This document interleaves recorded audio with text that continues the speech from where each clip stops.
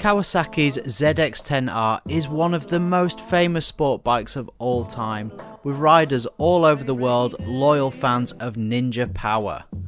2021 sees the biggest revision to the model for a long time, and it could be the biggest sports bike release of next year, so let's have a look.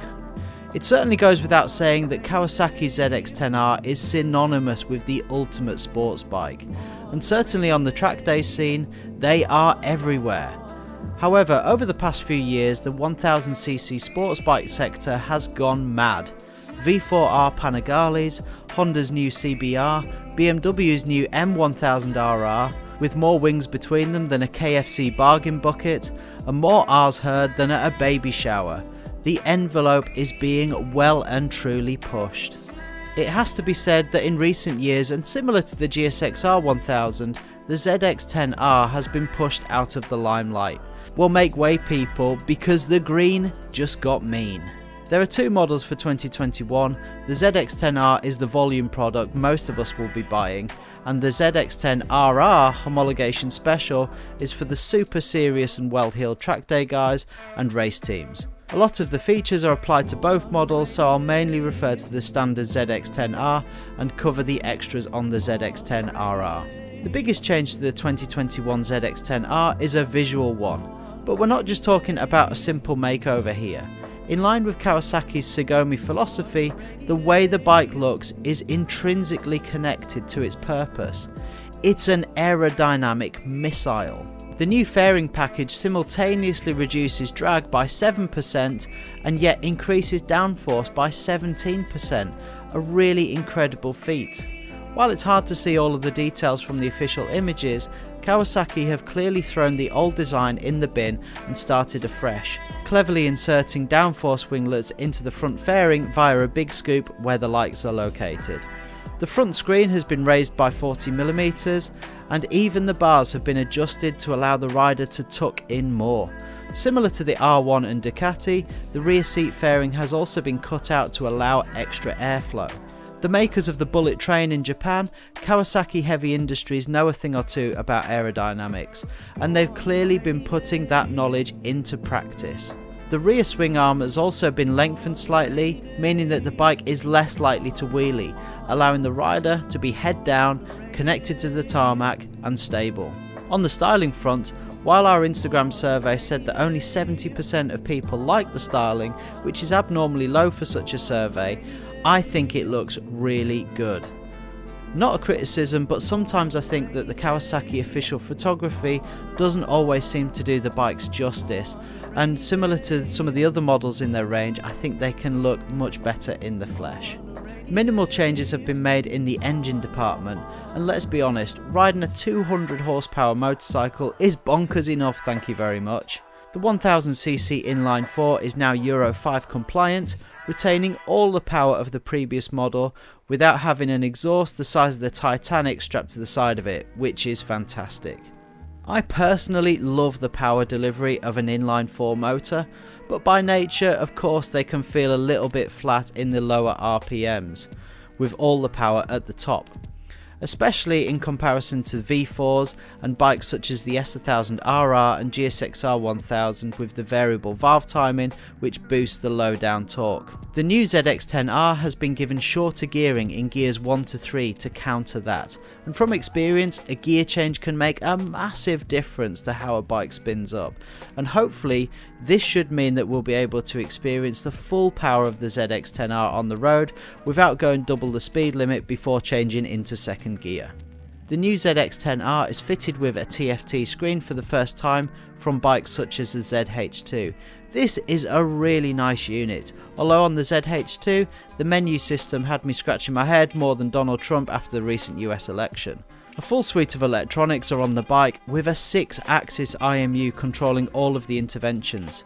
Kawasaki's electronics have really taken a step up, with the latest incarnation featuring predictive measurements that work with the incoming data and then make assumptions on that immediate time in front, preventing slips and high sides before they even happen. It's really clever stuff. The ZX10r now even comes with an option for heated grips, and it comes with cruise control, improving the road going functionality of the bike. On the braking side, Brembo M50 calipers are fitted onto 330mm discs. These are really premium braking calipers with super strong performance. Although like all new braking systems, the ABS can be an Achilles heel no matter how good the components are. While ABS is fantastic on the road and is a real safety net, on track where the speeds are much higher and braking is significantly harder, especially combined with a bit of rear wheel lift, it can be a horrible experience. Constant chatter through the brake lever and it can knock your confidence. On the ZH2, braking hard from 150 miles an hour, the ABS was quite intrusive, so we're really hoping for a track setting on the ZX10r where it cuts in less, but the proof will be in the pudding on this one.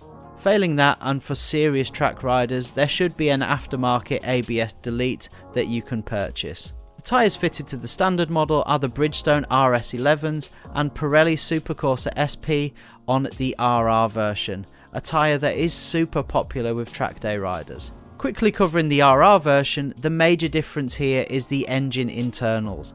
A full set of Pankel connecting rods, pistons and pins allow the RR version to rev around 400 RPMs higher. To the layman, this sounds pretty underwhelming, and the set saves around 400 grams. However, this engine internal package is pretty significant in high-end racing. The rotational mass of that 400 gram saving at 13,000 RPM is significant, making for a bike that feels lighter, turns apex to apex quicker and spins up quicker as well. While these components are not going to shout very loud on a top trump card, the feeling to the rider, and more specifically to the racer, should be significant. Any followers of World Superbikes know that Jonathan Rea is undeniably one of the greatest racers of all time, with unmatched speed, composure and consistency. Whether or not he could achieve the same results on another motorcycle, we will never know. Plus, any bike that's in the World Superbike paddock is far removed from the bikes that we buy, with everything within the technical regulations pushed to the absolute limit. Suspension, swing arms, wheels, engine tuning, brakes, weight, the lot. But of course, some of the fundamentals can't change. The fact that both Rea and Alex Lowes have literally just jumped on that brand new bike at the Jerez winter test and had such incredible results is outstanding, finishing first and third respectively. Rea did a 138.324, which is less than 1/10 of his own lap record. And when riders like Bautista are complaining and saying things like, they're treating it like it's MotoGP, you know you're onto a good thing, and I think we can all expect very strong results from Kawasaki next year. So final conclusions, will this ZX10r beat all of the other superbikes in the sector and claim victory? Could it be half a second quicker than all the others around a racetrack?